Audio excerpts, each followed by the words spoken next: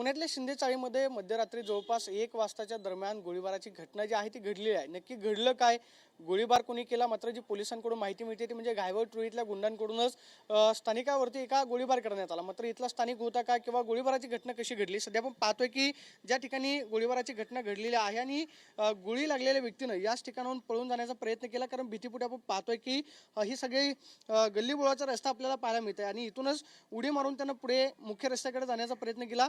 अगदी हाकेच्या अंतरावरती police station आहे, मात्र पुण्यातली कायदा आणि सुव्यवस्था इतकी बिघडलेली आहे की 500 मीटरच्या परिसरामध्ये पोलीस स्टेशनच्या जवळ गोळीबार होतो आणि पोलिसांना अर्ध्या तासानंतर माहिती मिळते। ही खरं तर पुण्यातली धक्कादायक घटना म्हणावी लागेल। सध्या आपण पाहतोय की याच ठिकाणाहून त्या व्यक्तीनं पळून जाण्याचा प्रयत्न केला, मात्र नक्की घडलं काय किंवा रात्रीच्या वेळेस घटना घडल्यानंतर इथं काय झालेलं होतं इथले प्रत्यक्षदर्शी आपण त्यांना विचारणार आहोत। रात्री किती वाजताच्या दरम्यान ही गोळीबाराची घटना घडली? 12:30 पावणे 1 वाजले होते। त्या टायमाला आम्ही झोपलो होतो। त्यानंतर झोपेतच जाण्याच्या आधी आवाज आला धडधड धडधड जिनेने। तर त्याच्यानंतर आम्ही बाहेर आलो, मीच पहिला आलो बाहेर। तर त्यानंतर न बघितलं तर म्हणलं काय झालं, तर ते म्हणले मुलं की फायरिंग झाले। तर फायरिंग झालं, तुम्ही खाली जाऊ नका मला म्हणले।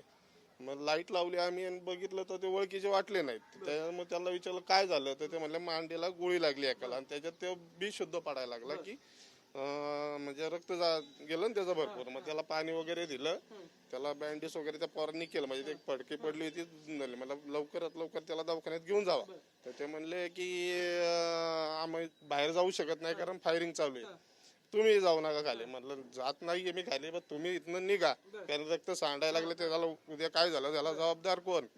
तर ते म्हणले की ठीक आहे, मग आम्ही जातो। मग ते अर्ध्या तासाने गेले, म्हणजे अर्धा तास इथंच बसून होते। मग त्यांना ते 4 जण होते, तो म्हणजे ज्याला गोळी लागली तो धरून 4 जण होते। तर त्याच्यानंतर मग त्यांना पाणी बिनी दिलं, त्यानंतर ते निघून गेल्यानंतर पोलीस आले।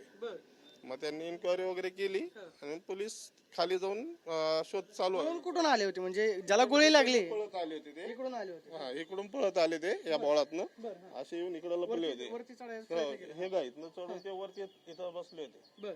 त्याच्यानंतर मग त्यांना पाणी बिनी दिल्यानंतर ते तुम्ही पाणी दिलं त्यांना, पाणी मागितलं? हा, मग पाणी ते समोरच्या घरातनं पाणी घेतलं आम्ही आणि त्यांनी पाणी दिल्यानंतर पिलं बिलं। मग नंतर अर्ध्या तासाने ते गेले। मग ते म्हणले की पोलीस चौकीचा नंबर आहे का? म्हणलं नंबर नाही, मग तुम्ही ऑनलाईन कंप्लेंट द्या किंवा 100 नंबरला कॉल करा। होते का, ओळखीचे वाटले का परिसरामध्ये राहणारे? बघितलं नाही मी त्यांना कधी इकडे, कधीच नाही, म्हणजे पहिल्यांदाच बघितलं त्यांना। त्याचं ज्याला गोळी लागली त्याचं वय काय होतं, तो तरुणच होता का? तरुण होता, तरी साधारण 30 वर्षाचा असेल तो।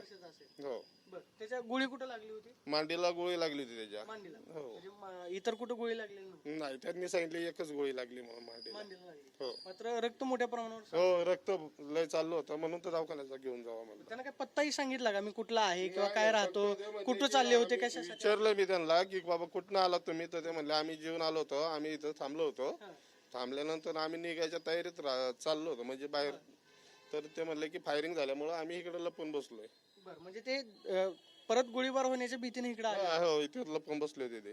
रात्रीचे काय वाजले होते, टाइम काय? तरी 1:15 वाजला होता। आणि त्याच्यानंतर अर्ध्या तासानंतर पोलीस आले? हा, त्याच्यानंतर ते निघून गेल्यानंतर पोलीस आले त्याला नेल्यानंतर। कोणी नेलं ज्याला गोळी लागली? 3 जण होते ना त्या संगत, त्यांनी तेच घेऊन गेले त्याला। 2 व्हीलर वरती नेलं का रिक्षात नेलं माहिती नाही, ते इथनं पुढे गेले घेऊन त्याला रोडला। म्हणजे ज्यावेळेस पोलीस आले त्यावेळेस पोलिसांनी काय विचारलं का की कसं काय? नाही, त्या टायमाला आम्ही झोपलो होतो। त्यानंतर अर्ध्या तासाने पोलीस आले होते बाहेर। म्हणजे पहिल्यांदाच घटना घडते अशी काही? हा, इथं पहिल्यांदा घटना झालेली आहे, अशी इथनं मागं कधी झाली नाही। लोक घाबरले असतील मग, एवढं सगळं रक्त? रात्रीची वेळ होती, कोण बाहेर नव्हतं। सकाळी बघितल्यानंतर लोक सगळी जमा झाले। नंतर कळलं ना की असं असं, रात्री कोणालाच माहित नव्हतं। माझी फॅमिली आम्हीच बाहेर आलो सगळ्यात आधी, इथं कोण नव्हतं बाहेर। तर आपण पाहतो की इथले प्रत्यक्षदर्शी सांगतात की 1:15च्या दरम्यान गोळीबाराची घटना घडली। याच गल्लीतनं ज्याला गोळी लागली त्यांना आपण पाहतोय की त्या पुढे आपण पाहतो की त्या टाकेवरती बसण्याचा प्रयत्न केला, मात्र इथून गल्लीतनं त्याला पळणं अवघड होत होतं। मात्र इथल्या स्थानिकांनी त्याला पाणी दिलं आणि गोळीबाराची घटना घडली। खरं तर निलेश गायवळ टोळीतल्या गुंडांकडून गोळीबार झाल्याची प्राथमिक माहिती मिळते, मात्र पुण्यातला कायदा आणि सुव्यवस्थेचा प्रश्न पुन्हा एकदा ऐरणीवरती आलेला आहे।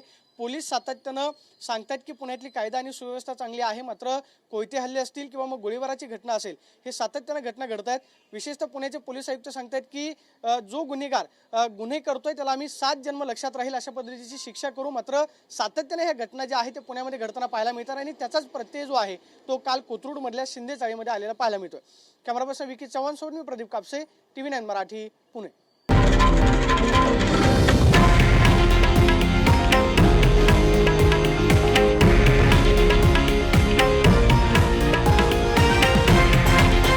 हे आहे देशातील नंबर 1 न्यूज नेटवर्क आणि आपण पाहत आहात TV9 मराठी, एकमेव.